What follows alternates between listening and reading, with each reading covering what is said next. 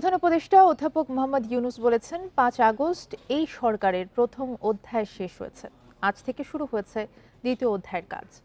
অন্তর্বর্তী সরকারের দ্বিতীয় অধ্যায়ের প্রধান কাজ হবে ত্রয়োদশ জাতীয় সংসদ নির্বাচন সুষ্ঠুভাবে সম্পন্ন করা। বৃহস্পতিবার সচিবালয়ে উপদেষ্টা পরিষদের বৈঠক শেষে কথা জানান প্রধান উপদেষ্টার প্রেস সচিব শফিকুল আলম। রোববার সকালে সচিবালয়ে প্রথমবারের মতো প্রধান উপদেষ্টা অধ্যাপক মোহাম্মদ ইউনূসের সভাপতিত্বে অনুষ্ঠিত হয় উপদেষ্টা পরিষদের বৈঠক। পরে এ নিয়ে সাংবাদিকদের ব্রিফ করেন প্রধান উপদেষ্টার প্রেস সচিব শফিকুল আলম। প্রেস সচিব জানান, উপদেষ্টা পরিষদের বৈঠকের শুরুতে সূচনা বক্তব্যে প্রধান উপদেষ্টা বলেন, অন্তর্বর্তী সরকারের দ্বিতীয় অধ্যায়ের কাজ শুরু হয়েছে। এখন থেকে সরকারের প্রধান কাজ হচ্ছে জাতিকে একটি অবাধ, সুষ্ঠু ও নিরপেক্ষ নির্বাচন উপহার দেয়া। ইন্টারিম গভর্নমেন্টের কাউন্সিল অফ অ্যাডভাইজারদের মূল এখন ফোকাস হচ্ছে নির্বাচন। অবশ্যই আমাদের রিফর্ম এবং আমাদের ট্রায়াল, যেটা জুলাই আগস্টে যে হত্যাকাণ্ড হলো, সেটার ট্রায়ালটা আমাদের একটা বড় দায়িত্ব, এছাড়াও দুইটা বড় দায়িত্ব। প্রশ্নের জবাবে জানান, সরকারের পক্ষ থেকে আওয়ামী লীগের সব কার্যক্রম নিষিদ্ধ ঘোষণা করা হয়েছে। তবে নির্বাচন অংশ নেবে কিনা সে সিদ্ধান্ত নেবে কমিশন। তবে সরকার শেখ হাসিনাকে ফিরিয়ে এনে বিচার করতে চায় বলে জানান প্রেস সচিব। আমরা সরকারের তরফ থেকে আওয়ামী লীগের সর্বোচ্চ সমস্ত কার্যক্রম নিষিদ্ধ ঘোষণা করা হয়েছে, যতদিন না এটা ওদের বিষয়, ওদের লিডারশিপদের যে ট্রায়ালটা হচ্ছে সেটা যতক্ষণ না কনক্লুড হয়। প্রেস সচিব আরও বলেন, অন্তর্বর্তী সরকার গত বছরের ৮ আগস্ট দায়িত্ব নেয়ার পর থেকে চলতি বছরের ৩১ জুলাই পর্যন্ত উপদেষ্টা পরিষদের বৈঠকে মোট ৩১৫টি সিদ্ধান্ত নেওয়া হয়েছে। এর মধ্যে ২৪৭টি সিদ্ধান্ত বাস্তবায়ন হয়েছে। স্বাধীনতার পর এটা যে কোনো সরকারের জন্য রেকর্ড। সেটার উপরে যে নির্দেশ দেওয়া হয়েছিল। Hasif Mahmud Shah, independent news, Dhaka. ফেব্রুয়ারিতে নির্বাচনের লক্ষ্যে প্রস্তুতি নিচ্ছে নির্বাচন কমিশন। তবে বর্তমান কমিশন নিয়ে আস্থার সংকটে কিছু রাজনৈতিক দল। বিএনপি বর্তমান কমিশনের অধীনে নির্বাচন করতে চাইলেও অনাস্থা রয়েছে এনসিপির। এদিকে জামায়াতে ইসলামীও রয়েছে সংশয়। বর্তমান কমিশনকে পর্যবেক্ষণের পরেই সিদ্ধান্ত নেবে দলটি। আগামী ফেব্রুয়ারিতে ত্রয়োদশ জাতীয় নির্বাচন আয়োজনে নির্বাচন কমিশনকে চিঠি দিয়েছে প্রধান উপদেষ্টার কার্যালয়। একই সঙ্গে রাজনৈতিক দলগুলোকেও নির্বাচনের প্রস্তুতি নেওয়ার তাগিদ দেওয়া হয়েছে। তবে নির্বাচন কমিশন নিয়ে মতপার্থক্য রয়েছে রাজনৈতিক দলগুলোর মধ্যে। ৫ আগস্ট ছাত্র জনতার অভূতপূর্ব গণ অভ্যুত্থানের পর যে কমিশন গঠিত হয়েছে তাতেই আস্থা রাখতে চায় বিএনপি। যারা এই নির্বাচন কমিশন নিয়ে প্রশ্ন তুলছেন তারা বর্তমান সরকারকে অস্বীকার করছে বলে দাবি দলটির স্থায়ী কমিটির সদস্য সালাউদ্দিন আহমেদের। যে সরকার এই নির্বাচন কমিশন গঠন করেছে, সেই সরকারের সেই সিদ্ধান্তকে তারা অমান্য করলো, অথচ তখন তারা সেই সরকারের অংশ ছিল। এখনো ঘুরিয়ে ফিরিয়ে তারাই সেই সরকারের অংশ আছে। বর্তমান নির্বাচন কমিশন নিয়ে সংশয় রয়েছে জামায়াতে ইসলামের।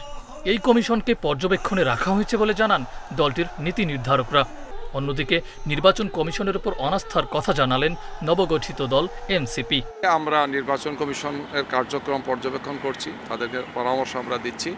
আশা করছি যে তারা তাদের নিরপেক্ষতা বজায় রেখে ইতিহাসের সবচেয়ে গুরুত্বপূর্ণ, দায়িত্বপূর্ণ এই নির্বাচনকে সুষ্ঠুভাবে পরিচালনার সমস্ত ব্যবস্থা নেবে। এই নির্বাচন কমিশনের প্রতি যে আমাদের আস্থা নাই, এটা আমরা প্রত্যেকটা সময়ই সুস্পষ্টভাবে জানিয়েছি। আমাদের জাতীয় নাগরিক কমিটিতে যারা ছিলেন তারা তখনই জানিয়েছিলেন সংবাদ সম্মেলন করে যে এই নির্বাচন কমিশন যে গঠন হয়েছে আমরা এটা মানি না। এরই মধ্যে ভোটার তালিকা হালনাগাদ, আসন বিন্যাস ও প্রবাসীদের ভোটের সুযোগ নিয়ে কাজ করছে নির্বাচন কমিশন। প্রধান উপদেষ্টার চিঠি পেয়ে প্রস্তুতির গতি বাড়িয়েছে নির্বাচন কমিশন।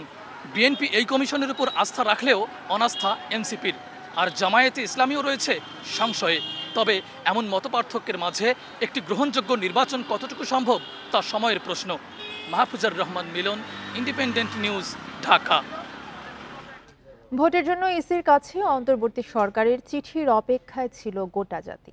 এটি অত্যন্ত ইতিবাচক বলে মন্তব্য করেছেন বিএনপির স্থায়ী কমিটির সদস্য সালাউদ্দিন আহমেদ। সমমনা সব রাজনৈতিক দলকে নিয়েই বিএনপি ভোটে যাবে বলেও জানান তিনি। বৃহস্পতিবার গুলশানে সাংবাদিকদের সাথে আলাপকালে এসব কথা বলেন সালাউদ্দিন আহমেদ। ২০২৬ সালের ফেব্রুয়ারি মাসে জাতীয় নির্বাচন অনুষ্ঠানের আয়োজন করে। আগামী বছরের ফেব্রুয়ারিতে ভোটের জন্য প্রস্তুতি নিচ্ছে অন্তর্বর্তী সরকার। এরই মধ্যে ইসিতে চিঠিও পাঠিয়েছে সরকার। জনগণ ও রাজনৈতিক দলের মতামতকে প্রাধান্য দিয়ে ফেব্রুয়ারিতে ভোটের আয়োজন ইতিবাচক হিসেবে দেখছে বিএনপি। এই চিঠিটা হলো গত এক বছরের মধ্যে সবচাইতে গুরুত্বপূর্ণ পদক্ষেপ। নির্বাচন কমিশন অফিসিয়ালি এই চিঠি পাওয়ার জন্যই এতদিন অপেক্ষা করছিল, সারা জাতি অপেক্ষা করছিল, আমরা অপেক্ষা করছিলাম।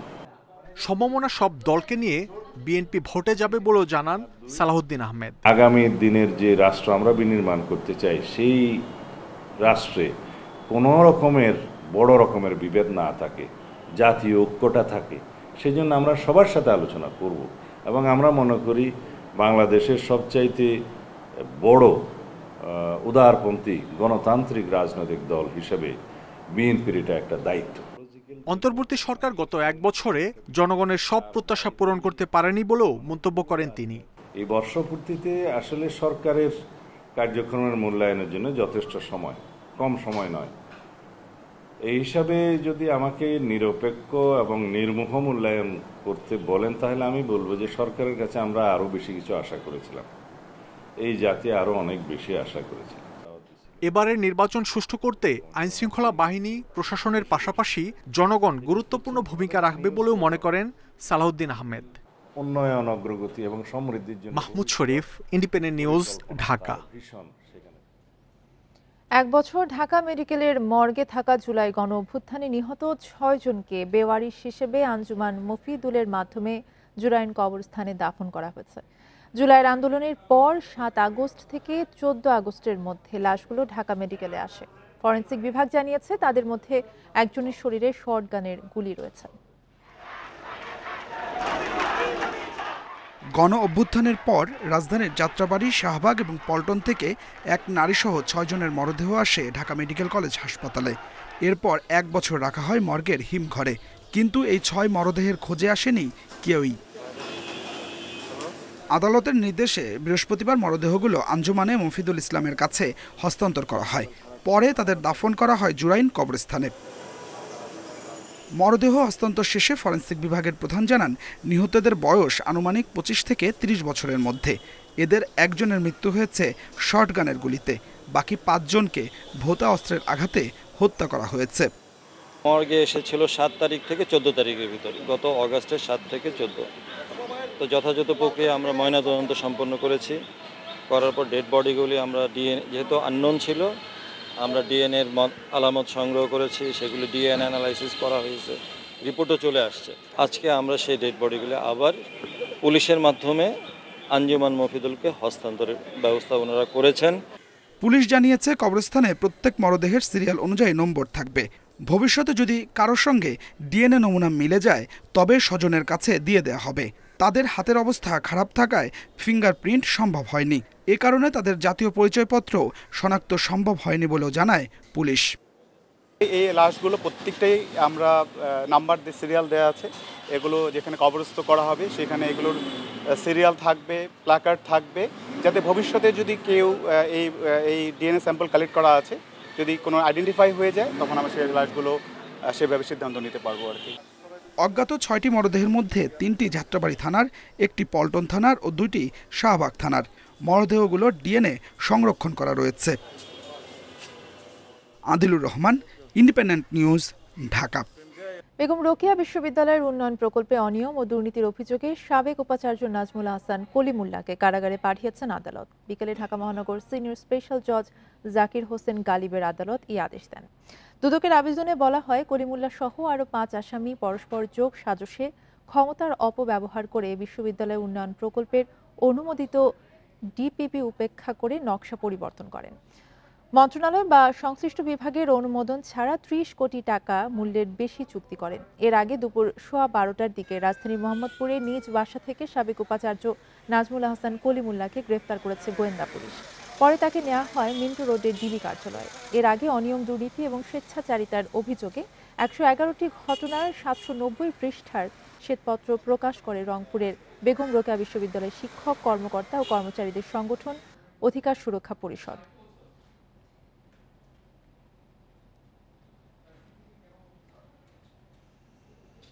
অর্থ পাচার মামলায় ক্যাসিনো কাণ্ডে আলোচিত ঠিকাদার জিকে শামীমকে 10 বছরের সাজা থেকে খালাস দিয়েছে হাইকোর্ট।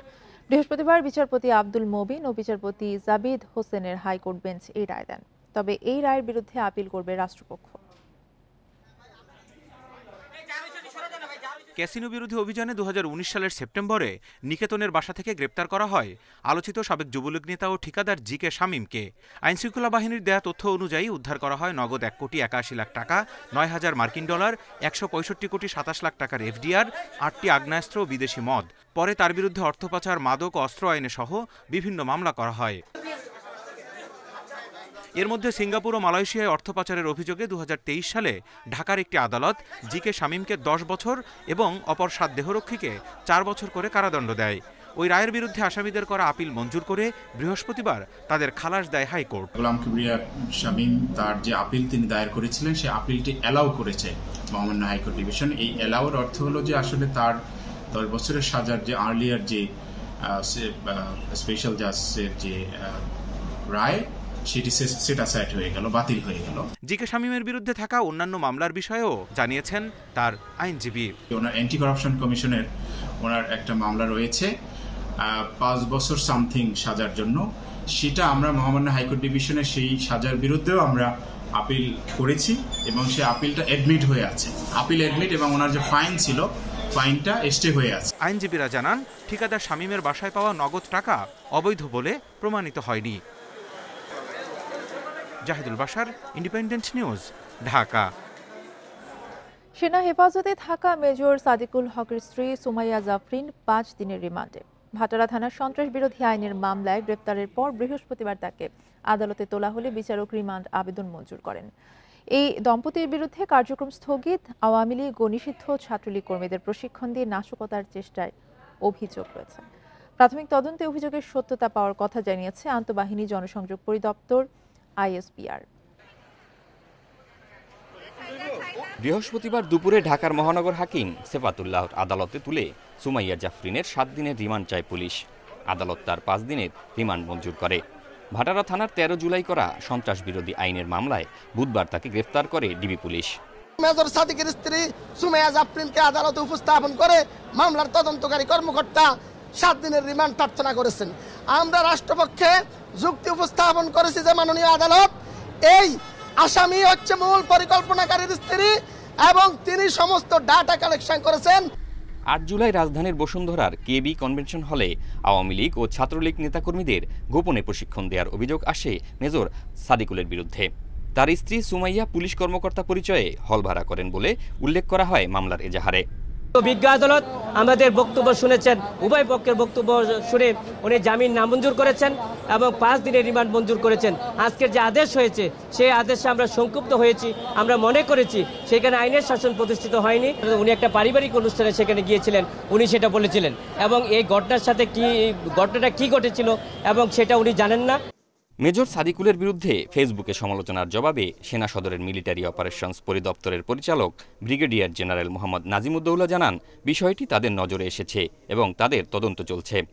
আর্মির হেফাজতেই সে আছে এবং তদন্ত চলমান আছে। তদন্তে তার দোষ প্রমাণিত হলে নিঃসন্দেহে সেনাবাহিনী প্রচলিত নিয়ম অনুযায়ী তার বিরুদ্ধে ব্যবস্থা গ্রহণ করবে।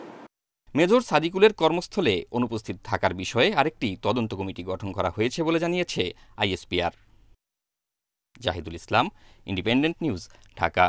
গত 24 ঘন্টায় ডেঙ্গুতে আক্রান্ত হয়ে 3 জনের মৃত্যু হয়েছে। আক্রান্ত হয়ে হাসপাতালে ভর্তি আছে 408 জন। আজ স্বাস্থ্য অধিদপ্তরের সংবাদ বিজ্ঞপ্তিতে এই তথ্য জানানো হয়। মারা যাওয়া 3 জনের মধ্যে 2 জন পুরুষ এবং 1 জন নারী। রোগটিতে আক্রান্ত হয়ে চলতি বছরে এখন পর্যন্ত 95 জনের মৃত্যু হয়েছে।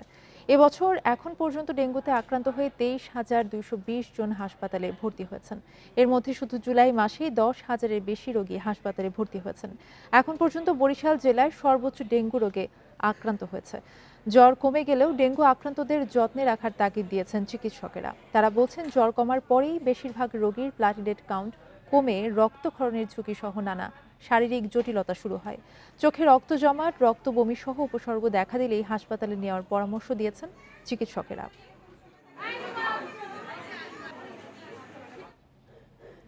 টানা বৃষ্টির কারণে চট্টগ্রামের অক্সিজেন এলাকা থেকে ২ নম্বর গেট পর্যন্ত সড়কে শীতল খালের ওপর কালভার্ট ধসে পড়েছে। ফলে সড়কের এক পাশে যান চলাচল বন্ধ রয়েছে, অন্য পাশে যান চলাচল সীমিত করায় দেখা দিয়েছে যানজট। বিশেষজ্ঞরা বলছেন, ভারী যানবাহনের চাপ নেওয়ার সক্ষমতা ছিল না পুরনো কালভার্টটির। বুধবার রাত থেকেই চট্টগ্রামে চলছে হালকা থেকে ভারী বৃষ্টি। এর জেরে বৃহস্পতিবার সকালে জলাবদ্ধতার ভোগান্তিতে পড়ে নগরীর নিচু এলাকার মানুষ। কাদা জল পেরিয়েই গন্তব্যে যায় কর্মজীবী মানুষ। রাস্তায় যানবাহনের সংখ্যাও ছিল কম। আমি আসছি প্রায় 7টা বাজে, তখন এই কুমোর সমান পানি ছিল এখানে, বদ্দার হাট দিয়ে এখান পর্যন্ত কাতালগান পর্যন্ত। বিগত বছরের তুলনায় এবছর একটু কম, তবে সেটা আরও একটু বেটার, আরও সিটি কর্পোরেশনে ভালো মতো মনোযোগ দিয়ে আরও ড্রেনগুলো যদি নিয়মিত পরিষ্কার করা হয়, তাহলে সামনের দিকে আরও ভালোভাবে আমরা বসবাস করতে পারবো। ২ নম্বর গেট থেকে অক্সিজেনমুখী বাইজিদ বুস্তামি সড়কে শীতল ঝর্ণা খালে পানির তীব্র স্রোতের কারণে ভেঙে যায় কালভার্ট। বন্ধ হয়ে যায় সড়কটির একপাশে যান চলাচল। পুরনো কালভার্টটি ভারী গাড়ি চলাচলের উপযোগী ছিল না বলছেন বিশেষজ্ঞরা। এছাড়া জলাবদ্ধতা নিরসন প্রকল্পের আওতায় খাল থেকে মাটি সরানোর ফলেও নড়বড়ে হয়ে যায় কালভার্টের ভিত। বারবার বিটুমিন করতে 1-1.5 ফিট বিটুমিন লেয়ারি হয়ে গেছে। তার মানে এই রাস্তাটা এত ব্যস্তও ছিল না, এত ভারী যানবাহন চলার কথা ছিল না, এবং সেইভাবে ব্রিজটি ডিজাইন করা হয় নাই। বাজেট ঘাটতির কথা উল্লেখ করে মেয়র জানান, কালভার্ট সারাতে কমপক্ষে 1 থেকে 1.5 মাস সময় লাগবে। এই সরকারের আমলে যে পরিমাণ বাজেট পাওয়ার কথা ছিল, আমরা এই বাজেটটাও পাচ্ছি না। কিন্তু তারপরে এখন অতি দ্রুত আমরা আমাদের যেটা জনগণের যে ট্যাক্সগুলো নিচ্ছি, সেখান থেকে আমরা ধরেন এখানে প্রায় 9 কোটি টাকা খরচ আছে। এটা আমি দ্রুত এই পাশটা এখন করে দেবো, ওই পাশটা আমাদের করতে হবে পরে। সড়কটির অন্য পাশ দিয়ে ঝুঁকি নিয়ে চলছে যানবাহন। এদিকে চট্টগ্রামে আগামী 24 ঘন্টায় ভারী বৃষ্টিপাতের পূর্বাভাস দেয়া হয়েছে। অনুপম শীল, ইন্ডিপেন্ডেন্ট নিউজ, চট্টগ্রাম। কাপ্তাই হ্রদে পানি বাড়তে থাকায় বাঁধের গেট 3 ফুট পর্যন্ত খুলে দিয়েছে জলবিদ্যুৎ কেন্দ্র কর্তৃপক্ষ। তবে বৃষ্টি এবং পাহাড়ি ঢলের কারণে কমছে না পানি। এতে রাঙ্গামাটি এবং খাগড়াছড়িতে প্লাবিত হয়েছে নিম্নাঞ্চল, পানিবন্দী 7,000-এর বেশি মানুষ। প্রশাসন বলছে, দুর্গতদের সব ধরনের সহযোগিতা করা হচ্ছে। বৃষ্টি ও পাহাড়ি ঢলে কাপ্তাই হ্রদের পানি বিপদসীমা অতিক্রম করেছে। এজন্য বাঁধের 16 জলকপাট দিয়ে পানি ছাড়া হচ্ছে। প্রতি সেকেন্ডে হ্রদ থেকে পানি যাচ্ছে প্রায় 60,000 কিউসেক। পানি ছাড়ার পরও বাঁধের উপরের অংশে পানি না কমায় তলিয়ে গেছে রাঙ্গামাটি পৌরসভার রাঙ্গাপানি, কাঁঠালতলি, গর্জনতলি, বনরূপা সহ বেশ কিছু নিম্নাঞ্চল। ডুবে গেছে বাড়িঘর, রাস্তাঘাট, সরকারি অফিস ও বিদ্যালয়। পানিবন্দী অন্তত 7,000 মানুষ। হাজার হাজার মানুষ পানিবন্দী অবস্থায় আছে। অনেক মানুষের ঘরবাড়ি ডুবে গেছে। পাহাড়ির পানি লাইমে এই এলাকা সব ডুবে গেছে। আপনার বাড়ি ঘরে পানি উঠছে, মানুষের কর্মস্থান নাই। প্রশাসন বলছে, বৃষ্টি ও পাহাড়ি ঢল অব্যাহত থাকায় পানি কমছে না। দুর্গতদের আশ্রয়কেন্দ্রে নেওয়ার পাশাপাশি করা হচ্ছে সহযোগিতা। সদর উপজেলা, বাগাছড়ি উপজেলায় আপনার পানির উচ্চতা বেড়েছে। ওখানে আমাদের উপজেলা প্রশাসন এই বিষয়ে সব সময় এবং আপনার অ্যাক্টিভ রয়েছে। আমরা ইতিমধ্যে প্রায় 10টা আশ্রয় কেন্দ্রে 221টা পরিবার ওখানে অবস্থান করছে। এদিকে কাপ্তাই হ্রদের পানি বৃদ্ধি পাওয়ায় প্লাবিত হয়েছে খাগড়াছড়ির মহালছড়ির সিলেটি পাড়া, চট্টগ্রাম পাড়া, ব্রিজ পাড়া সহ বেশ কিছু গ্রাম। সড়ক ডুবে যাওয়ায় মোবাছড়ি ইউনিয়নের সাথে যান চলাচল বন্ধ থাকায় ভোগান্তিতে এইচএসসি পরীক্ষার্থী সহ স্থানীয়রা। এই রাস্তায় পানি বন্ধ হওয়ার কারণে আমাদের এসএসসি পরীক্ষা দিতে যাওয়ার সময় অনেক ভোগান্তি ভুগতে হয়। আমার ঘর বাড়ি আছে, খরায় মানুষের ঘর বাড়ি ডুবছে, মানে আমার ঘর বাড়ি খরায় ডুবার অবস্থা। এখন আমরা কোনো সাহায্য কিছু পাইতেছি না। হ্রদে পানি বেশি থাকায় বিদ্যুৎ কেন্দ্রের 5টি ইউনিট পুরোপুরি সচল হয়েছে। এতে সর্বোচ্চ বিদ্যুৎ উৎপাদন হচ্ছে। তাপস সরকার, ইন্ডিপেন্ডেন্ট নিউজ। শাহজালাল বিমানবন্দরে কাতার থেকে আসা বাংলাদেশ বিমানের ফ্লাইট থেকে 8 কেজি ওজনের 70টি স্বর্ণের বার উদ্ধার করেছে কাস্টমস গোয়েন্দা, যার আনুমানিক বাজার মূল্য প্রায় 12 কোটি টাকা। ঢাকা কাস্টমস কর্তৃপক্ষ জানিয়েছে, বৃহস্পতিবার সকালে গোপন সংবাদে কাতারের দোহা থেকে হজরত শাহজালাল আন্তর্জাতিক বিমানবন্দরে আসা বিমান বাংলাদেশ এয়ারলাইন্সের ফ্লাইটে তল্লাশি চালানো হয়। এ সময় বিমানের সামনের কার্গো হোল্ড থেকে কাপড়ের ভেতরে কালো স্কচ টেপে বিশেষভাবে মুড়িয়ে রাখা 8 কেজি 120 গ্রাম ওজনের 70টি স্বর্ণের বার পরিত্যক্ত অবস্থায় উদ্ধার করা হয়। তবে স্বর্ণ চোরাচালানের ঘটনায় কাউকে আটক করা সম্ভব হয়নি। এই ঘটনায় কাস্টমস আইন 2023 ও মানি লন্ডারিং প্রতিরোধ আইন অনুযায়ী ব্যবস্থা নেওয়া হচ্ছে।